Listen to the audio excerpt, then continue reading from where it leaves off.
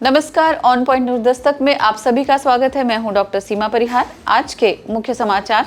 उल्टा पड़ा H1B visa शुल्क बढ़ाने का दांव, 3 सांसदों ने कहा भारत से 50% टैक्स हटाओ।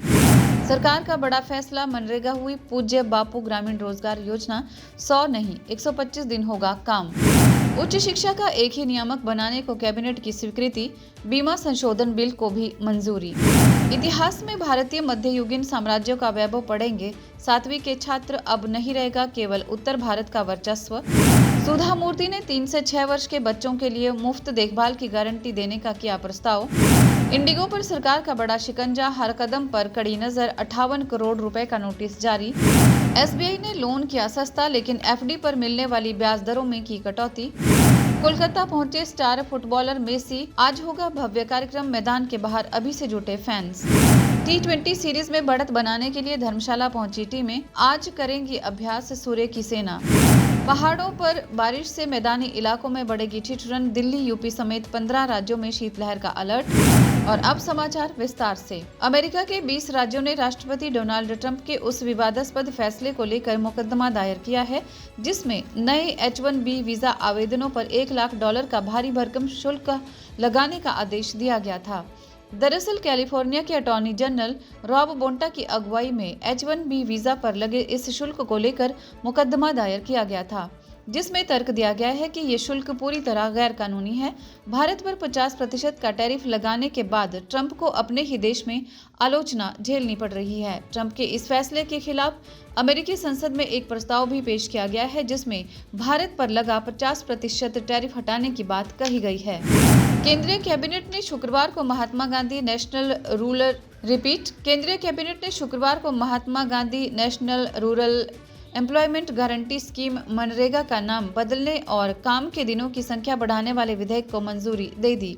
सूत्रों के मुताबिक इस योजना का नाम अब पूज्य बापू ग्रामीण रोजगार योजना कर दिया जाएगा और इसके तहत काम के दिनों की संख्या भी 100 दिनों से बढ़ाकर 125 दिन कर दी जाएगी।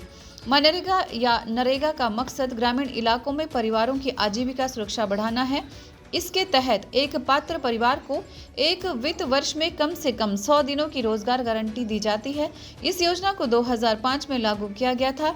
राष्ट्रीय ग्रामीण रोजगार गारंटी अधिनियम 2005, जिसका नाम बाद में महात्मा गांधी राष्ट्रीय ग्रामीण रोजगार गारंटी अधिनियम के रूप में बदल दिया गया, एक श्रम कानून और सामाजिक सुरक्षा उपाय है जिसका उद्देश्य काम के अधिकार की गारंटी देना है। इसका उद्देश्य ग्रामीण क्षेत्रों में आजीविका सुरक्षा को बढ़ाना है। केंद्रीय कैबिनेट ने शुक्रवार को उच्च शिक्षा का एक ही नियामक बनाने संबंधी विधेयक को भी मंजूरी दे दी।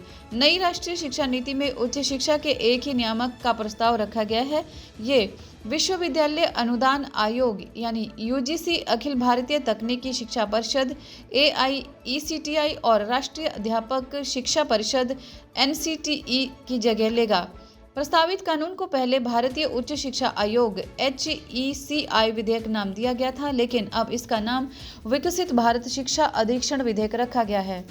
UGC गैर तकनीकी उच्च शिक्षा एवं NICTI तकनीकी शिक्षा की निगरानी करता है और NCTE अध्यापक शिक्षा की नियामक संस्था है। राष्ट्रीय शैक्षिक एवं अनुसंधान परिषद की नई कक्षा 7वीं की सामाजिक विज्ञान की पुस्तक समाजों की खोज, भारत और उससे आगे, भारत के मध्यकालीन इतिहास का दायरा व्यापक बनाते हुए इसे उत्तर भारत केंद्रित कथा से बाहर निकालकर पूरे देश के विविध राजवंशों और सांस्कृतिक परंपराओं तक ले जाती है।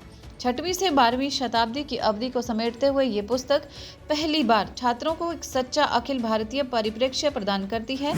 राज्यसभा सांसद सुधा मूर्ति ने शुक्रवार को सरकार से 3 से 6 वर्ष की आयु वर्ग के बच्चों के लिए निःशुल्क और अनिवार्य देखभाल एवं शिक्षा सुनिश्चित करने के लिए कदम उठाने का आग्रह किया। मूर्ति द्वारा पेश किए गए निजी सदस्य प्रस्ताव में कहा गया है कि सरकार इस संबंध में संविधान में संशोधन करके अनुच्छेद 21B जोड़ने पर विचार कर सकती है। प्रस्ताव पेश करते हुए उन्होंने कहा, बच्चे हमारा भविष्य है, वे उगता सूरज हैं। इंडिगो एयरलाइंस पर सरकार का शिकंजा कसता जा रहा है। सीजीएसटी के बकाया रूप में 58 करोड़ रुपए का नोटिस जारी किया गया है। प्रतिस्पर्धा आयोग भी इंडिगो की जांच में जुटने वाला है।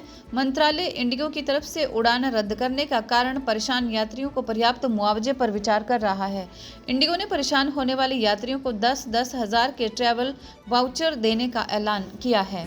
देश के सबसे बड़े lender state bank of India ने रिजर्व बैंक की पॉलिसी रेट में कटौती के बाद अपनी लेंडिंग रेट में 25 बेसिस पॉइंट्स की कमी की है, जिससे मौजूदा और नए कर्जदारों के लिए लोन सस्ता हो गया है। लेटेस्ट कटौती के साथ एसबीआई का external benchmark linked rate 25 basis points कम होकर 7.90% हो जाएगा। इससे होम लोन सस्ता हो जाएगा। बैंक ने लोन सस्ता करने के साथ एफडी पर मिलने वाले ब्याज दरों में भी कटौती की है। अलग अलग एफडी पर एसबीआई ने ब्याज दरें घटाई हैं। अर्जेंटीना के सुपरस्टार फुटबॉलर लियोनेल मेसी का कोलकाता में हजारों फैंस ने जोरदार स्वागत किया। मेसी अपने 3 दिवसीय 4 शहरों के GOAT इंडिया टूर 2025 के लिए कोलकाता पहुंचे हैं। शनिवार सुबह यानी कि आज सुबह 2:26 बार्सिलोना के इस दिग्गज खिलाड़ी के आगमन ने पूरे शहर को उत्साह से भर दिया। मेसी भारत पहुंच चुके हैं। भारत और दक्षिण अफ्रीका के बीच जारी 5 मैचों की T20 सीरीज में 2-1 की बढ़त बनाने के उद्देश्य से दोनों टीमें शुक्रवार को धर्मशाला पहुंच गई हैं। अभी दोनों टीमें 1-1 की बराबरी पर हैं। अंतर्राष्ट्रीय क्रिकेट स्टेडियम धर्मशाला में रविवार को भारत और दक्षिण अफ्रीका के मध्य तीसरा T20 मैच खेला जाएगा। और अब बात करते हैं मौसम की। देश के ज्यादातर राज्यों में ठंड का कहर बढ़ने लगा है। मौसम विभाग ने आज कई राज्यों में शीतलहर का अलर्ट भी जारी किया है।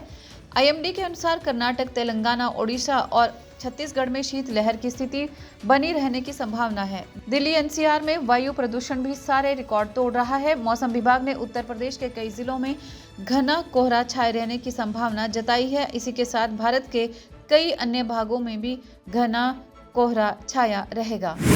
आज बस इतना ही। देश और दुनिया की इसी तरह की तमाम जानकारियां पाने के लिए जुड़े रहिए ऑन पॉइंट भारत के साथ। जय हिंद, जय भारत।